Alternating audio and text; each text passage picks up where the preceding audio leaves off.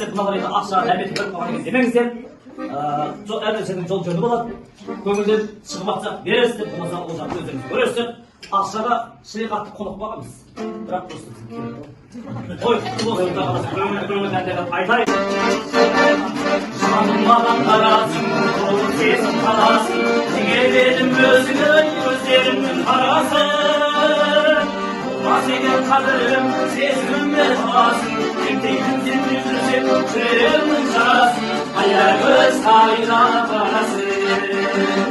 Аягөз қадірім, асыңды сағындым, жолымда мен сенің, айналайын бағым, тырнағыңнан айналдым, дәл өзіңе қалдым. Аягөз қадірім, асыңды сағындым, жолымда мен сенің, айналайын бағым,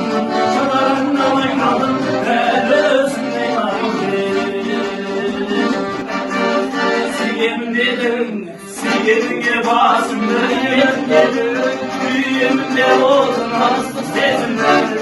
Hayda gittim büyüdüm yerimdedir. Sevgimde basımda yerimdedir. Şuraya olmay çalışayım giderimdeyla. Yüreğimdedir, köprümdedir. Sevgim kayda. Dostlar, dostlarının kuvvetli.